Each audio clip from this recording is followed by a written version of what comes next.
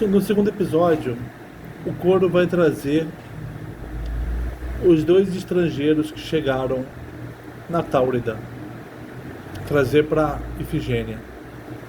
Vai reparar no aspecto nobre deles.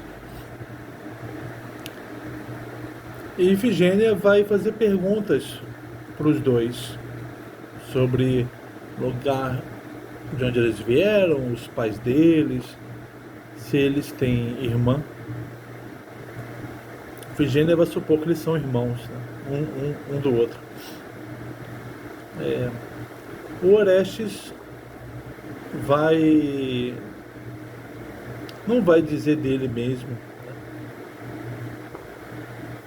mas ele vai falar com um pouco de insistência da Ifigênia do lugar de onde ele veio, né? Argos. E em certo ponto ele até vai perguntar para a Ifigênia o porquê do interesse dela sobre Argos. Aí vai ser a hora dela negar informações sobre ela.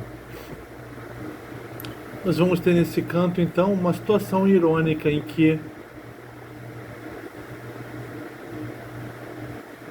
um vai sonegar a informação do outro, informação essa que revelaria que um é irmão do outro, que é justamente o que eles querem, encontrar o irmão. E a outra ironia é que vendo que aquele estrangeiro conhece o lugar de onde ela veio, Argos, ela vai pedir que ele volte para casa com um bilhete para o irmão dela, né, que ela descobriu agora que está vivo.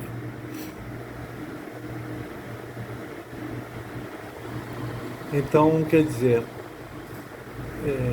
o Orestes vai levar foi incumbido, ao não dizer que ele é Orestes, ele foi incumbido de levar um bilhete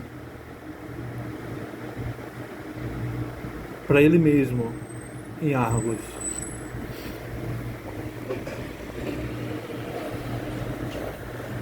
E ele não sabe o conteúdo daquele bilhete, né, que ele deveria levar.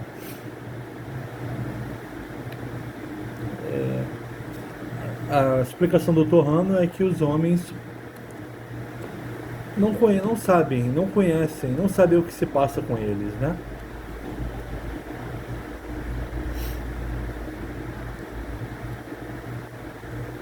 Vamos lá. Coro. Estes dois de mãos atadas vêm juntos.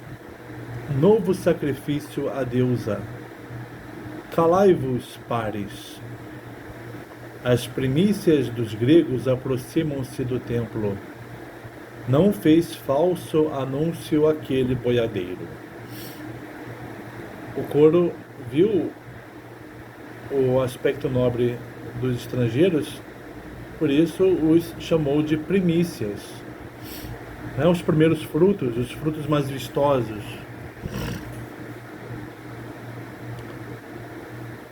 Senhora, se esta urbe assim te faz grata, aceita as ofertas que a nós, gregos, a lei declara ilícitas.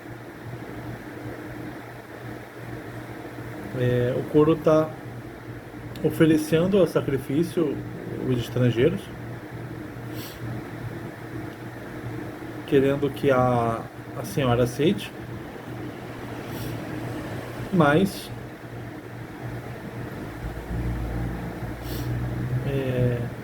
para que seja feita algo que para os gregos, como os membros do Coro, são coisas ilícitas, né? Sacrificar homens. Ifigênia. Seja, devo primeiro cuidar que o da deusa esteja bem. Soltai mãos de forasteiros, que consagrados não tenham cadeias. Entrai no templo e fazei o necessário e usual nestas presentes circunstâncias. ela vai seguir o rito sacrificial em que as vítimas do sacrifício não podem estar contrariadas. Então, os forasteiros têm que estar com as mãos livres e entrarem no templo.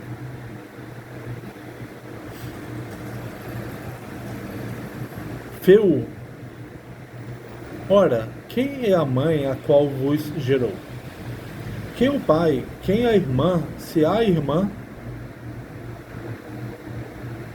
ela está supondo que eles têm uma mesma mãe e o mesmo pai. E ela foca na irmã, né? Ela é uma irmã em busca do irmão, uma irmã em busca. Por isso que ela se preocupa com a irmã. De que moços a duplamente tolhida irmã será carente? Quem sabe a sorte? Qual será? Tudo o que vem dos deuses segue invisível, e não se prevê o mal, pois a sorte seduz para a difícil lição.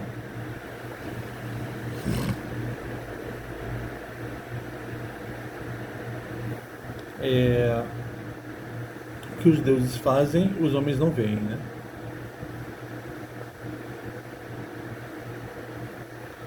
Donde viestes, ó míseros forasteiros?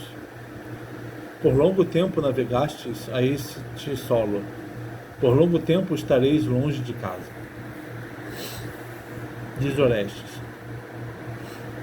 Por que choras? E com os nossos futuros males te afliges? Quem sejas, ó mulher? Não julgo sábio quem prestes a morrer quer vencer com ais o medo da morte. Nem quem, perto de Hades, se lamenta desesperado de salvação, porque faz de um dois males, e incorre em tolice e igualmente morre. Na outra peça do Eurípides, o Orestes, quando Orestes e Pílades são condenados à morte pela cidade, a Electra chora, o Orestes manda que ela pare de chorar para ela não aumentar o mal da morte. Então, o Eurípides está com a mesma, colocando Orestes com a mesma atitude aqui perante a morte. Ele quer que a sacerdotisa não chore. Não fique perguntando para ele quem são os pais, quem é a irmã que sentiram falta de vocês. Orestes não quer esse tipo de lamentação. Ele é altivo, né? E segundo o Torrano, essa altivez que o impede de dizer que ele é o Orestes naquela situação, né? Ele vai sonegar o nome dele. Ele vai ser para a sacerdotisa apenas, ele quer ser para essa sacerdotisa apenas um estrangeiro que vai ser morto. E quer que ela continue assim para ele, uma sacerdotisa, e não a irmã dele.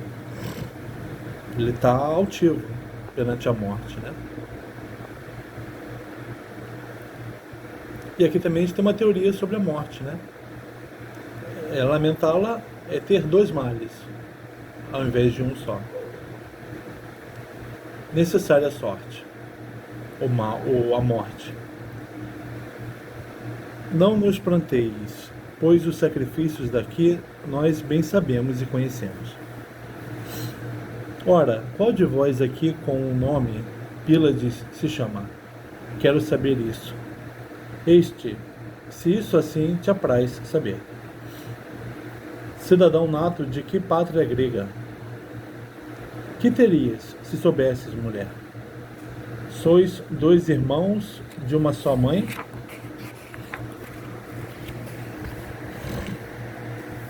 Somos sócios, não irmãos, mulher. Que nome o teu pai genitor te pôs? Justo nome seria o de má sorte.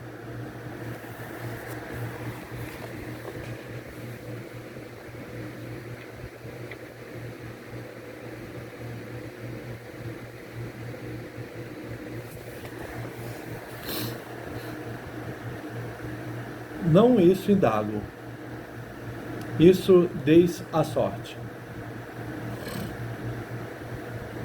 E o Orestes não se apresenta como Orestes, mas como aquele de má sorte. Não rirão de nós mortos sem nome. Então ele não diz o nome dele para não rirem dele. Por que o negas? Tens tanta soberba? Sacrificarás meu corpo, não o nome.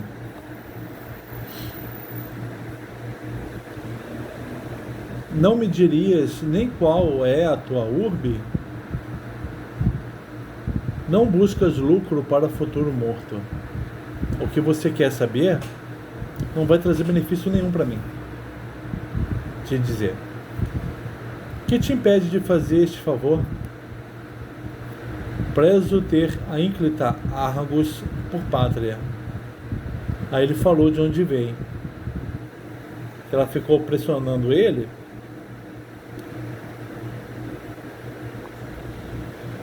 Saber quem ele é. Aí ela desistiu e ela perguntou pela urbe. Ele disse que dizer a urbe dele não vai trazer nada de bom para ele. Ela insistiu, ele disse: Argos. Deuses, és mesmo de lá, forasteiro?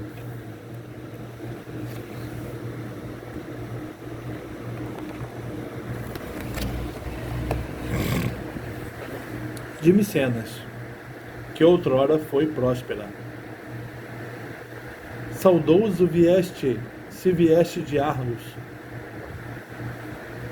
Não por mim, se por ti, vê tu isso.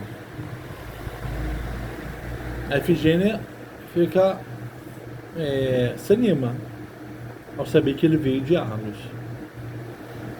Banido saíste da pátria, ou por quê? Banido sim, de mau e bom grado. Ora, que me dirias do que eu quero? Como acréscimo a meu infortúnio. Talvez conheças a renomada Troia. Não tivesse visto nem sonho. Dizem ida de lança não mais viva. Pois é assim e não ouvistes em vão. Helena retornou à casa de Menelau. Agora ela vai sondar sobre o que foi dos que estavam em Troia. Helena retornou? Está lá, mal-vinda a algum dos meus. Orestes disse que ele se opõe a Helena, né? Mas ela voltou para casa. E onde está? Antes me devia um mal. Efigênia também diz que a Helena também deve algo a ela. Habita Esparta com o antigo esposo. Ó odiada dos gregos, não só de mim. Fruí, sim, eu, algo de suas núpcias.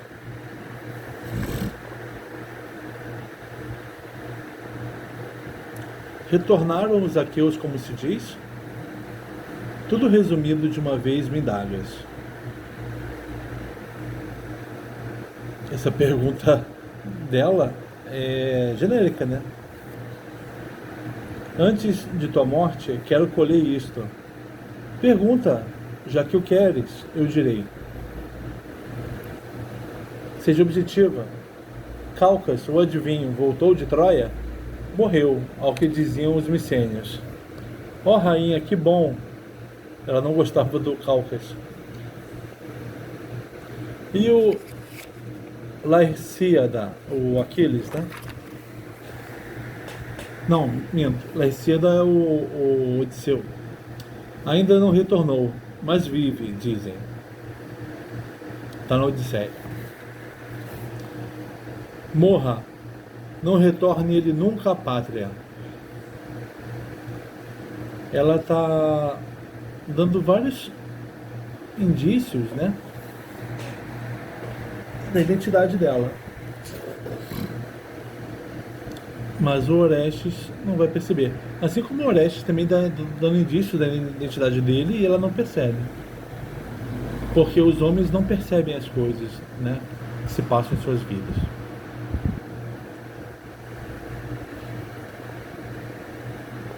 Não impreques, todos os deles sofrem. A tripulação do Odisseu morreu, a maioria. Morreu toda, né? Ainda vive o filho da Nereida Tétis, ou Aquiles? Não. Convolou núpcias vãs em Áulida. Dolosas, como sabem os que sofreram. Foram núpcias, essas núpcias foram do Aquiles com a Ifigênia, que não deram certo. Isso está na peça Ifigênia em Áulida. Orestes pergunta diretamente: quem és tu? Tão bem sabes da Grécia? Agora você é hora dela fugir. Sou de lá. Perdi-me quando ainda nova.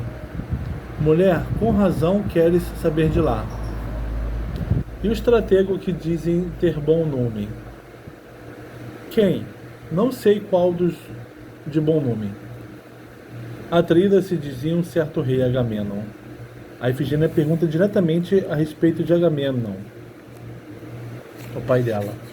Isso é uma bandeira enorme para dizer quem é ela, né? Ela foi só comendo pelas beiradas, agora ela perguntou diretamente. Mulher, não sei. Deixa tudo esse assunto. Aqui o Orestes, o brilho dele não deixa ver que ela está perguntando do pai dela. Não, deuses, diz que praza, forasteiro. Está morto o mísero, morto por alguém. Está morto? Morto por alguém. Está morto? Por quê? Mísera de mim. Olha que bandeira.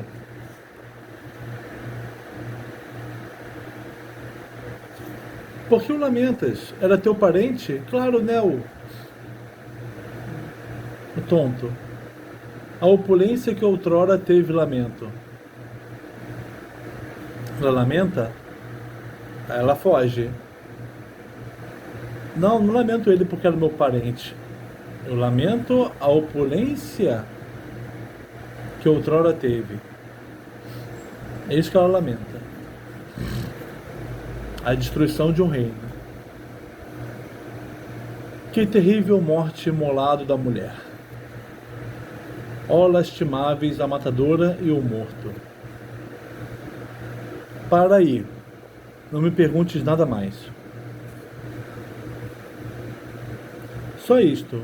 Se a esposa desse mísero vive. Isso que ela perguntou até agora para Orestes, pelas reações da Ifigênia, revelam quem ela é. Mas agora ela vai fazer perguntas que vão revelar o Orestes. Se a esposa desse mísero vive. Não vive. O filho que ela teve a matou. Agora está falando dele mesmo. Ó conturbada casa.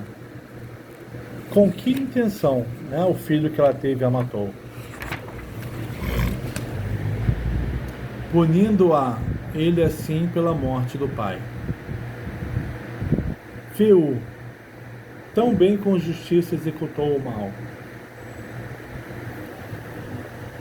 Ela está dizendo que o que o assassino da Clitemnestra fez foi um mal. Mas foi um mal justo.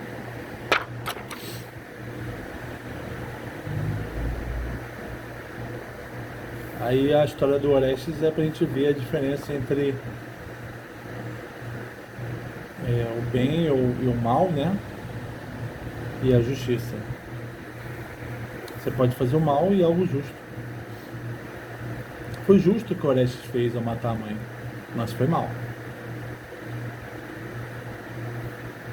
Mas justo não teve a divina boa sorte. Agamemnon deixa em casa outro filho, deixou sua única filha Electra solteira. Diz-me, ó, Agamemnon deixou em casa Orestes? Aí o Orestes diz, deixou Electra, ou seja, não deixou o Orestes em casa. A Efigênia então vai ter que perguntar, cadê o Orestes? Diz-me, conta-se algo da filha imolada? Algo que se diz sobre ela, né? Só se conta que a morta não vê a luz. Pro os Argólidas, Efigênia é morta. Mísera, ela e o pai dela que a matou. Desgraçado morto graças à má mulher. O filho do falecido pai vive em Argos? Sondando de novo sobre o Orestes. Mísero vive em toda parte e nenhures. Não tem dica melhor do que essa. O filho do Agamemnon não está em Argos, ele está em toda parte e em lugar nenhum. Então ele só pode ser aquele homem que chegou na terra inóspita.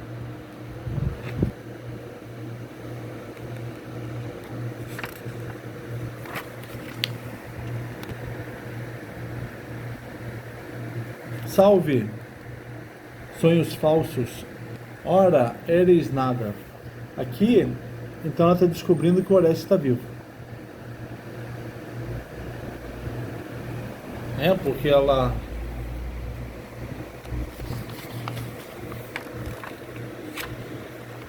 perguntou se o Orestes vive.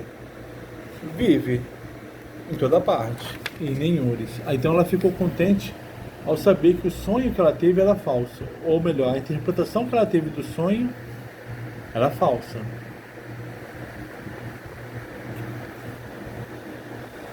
Nem os assim ditos sábios nomes mentem menos que sonhos alados.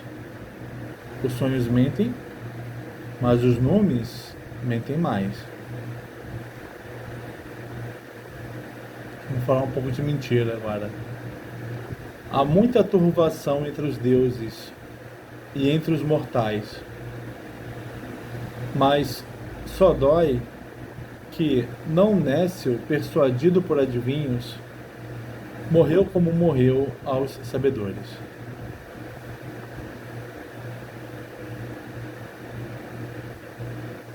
Tem muita enganação entre deuses e entre mortais. Agora, o não Nécio, quando ele é persuadido pelos adivinhos,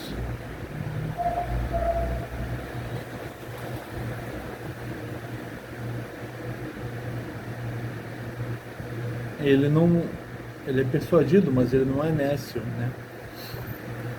Então ele morre como morrem os sabedores.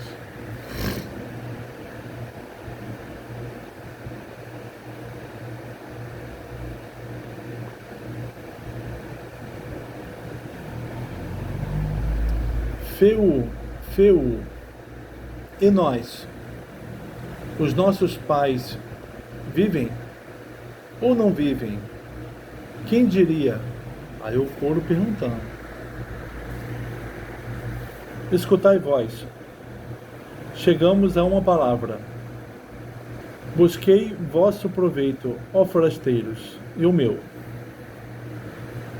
Maximi, assim vem o bem, se a todos satisfaz o mesmo resultado. Vou propor algo que é o bem máximo, porque é bem para mim e para você. Irias a Argos se eu te salvasse? E serias meu mensageiro a meus amigos de lá? portador de carta, que por dó de mim um prisioneiro escreveu, por não crer, homicida a minha mão. Mas que a lei o mata, por ter a deusa isso por justo, um prisioneiro não atribui a pena dele a Ártemis, mas a deusa. E por não atribuir a pena dele a Ártemis, ele fez o favor para Ártemis e escreveu uma carta para ela. O estrangeiro que absolve aquela pessoa que o condenou escreveu uma carta para ela, por ela,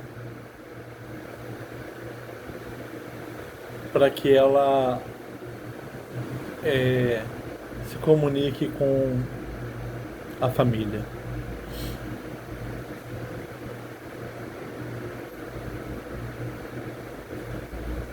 Ela está nessa situação, a Efigênia, situação desgraçada, né?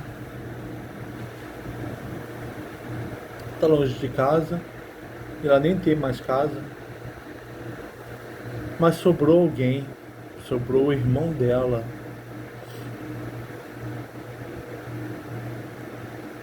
E ela quer alcançar esse irmão. Mas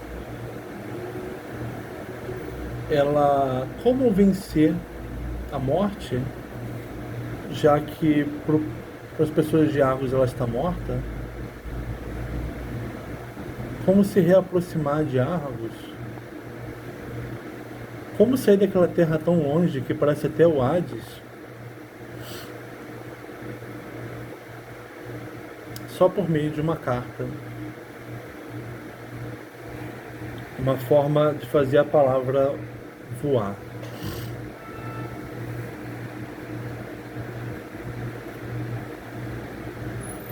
Mas ela vai usar a carta, pedindo para o estrangeiro levar, vai usar um meio técnico, né? A escrita, ela não vai pedir para um Deus mandar um sinal para o irmão dela.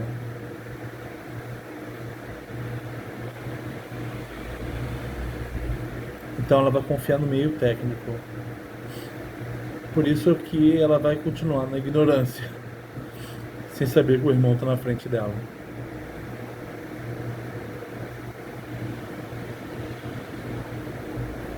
Eu não tinha quem de volta a Argos, salvo fosse estrangeiro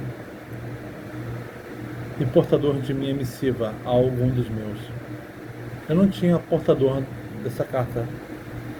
Tu, ao que parece, não és mal nato e conheces Micenas e meus amigos.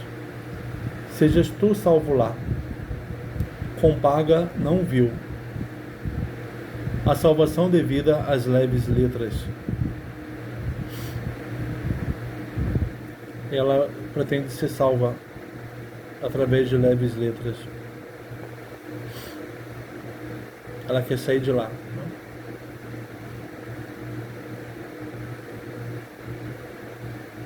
Tentando penetrar em Argos de alguma forma, mas como eu disse, de uma forma técnica, humana.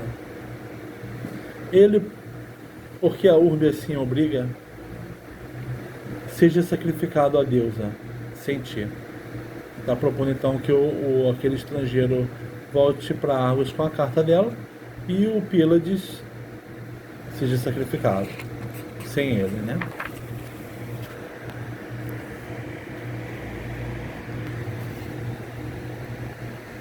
Bem disseste o mais, ó forasteira, mas imolá-lo me seria muito grave. O navegador sou eu na conjuntura. Ele viaja comigo por meus males. Não é justo que eu, com sua perda, tenha a graça e safe-me dos males. Mas que seja assim. Dá-lhe a carta, envia-o a Argos, que te seja bem. Quem quiser nos mate. É vilíssimo quem, traindo amigos no infortúnio, se salva. E este é, por sorte, amigo. Não quero que veja menos a luz. Orestes vai dizer: envia o Pílades para Argos com a sua carta. Eu não posso deixar um homem que está aqui por minha causa, me acompanhando nos meus mares, não posso deixar que ele morra por mim. Eu vou morrer. Eu vou cumprir o meu destino. Ó nobre coração, tu és de origem nobre e o amigo certo dos amigos. De meus consanguíneos,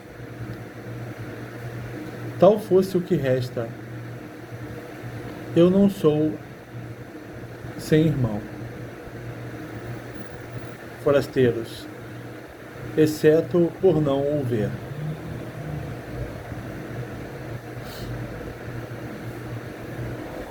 Ela compara o irmão dela, né?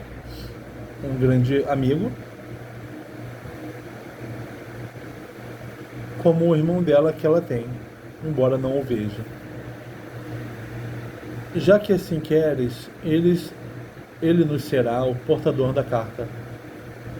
E morrerás tu, um grande zelo por ele te empolga. Quem me imolará e terá o terrível? Eu tenho da deusa este encargo. Triste e não de bom nome, jovem, mas temos a coerção da obrigação. Tu, mulher, imolas varões na faca? Não, mas aspergirei em teu cabelo. Vai fazer o derramamento de cereais no cabelo dele. Como se faz com o sacrifício. Quem imola, se eu devo perguntar? No templo há quem disso incumbido. Ela vai aspergir, mas ela não vai ser ela que vai cortar o pescoço dele. Que tumba me terá quando morrer? Fogo sagrado e vasta fenda de pedra.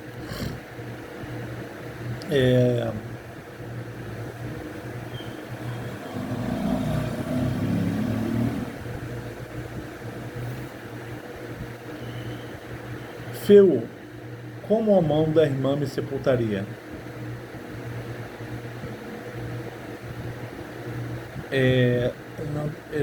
Essa pergunta pode ser dirigida tanto à sacerdotisa, que é a irmã daquele homem a quem ela busca, e que o amigo dele vai ajudá-la nisso. E é uma pergunta também dirigida, se ele perceber, à irmã dele. Ó mísero, quem sejas, fizeste a prece em vão. Reside longe da terra bárbara.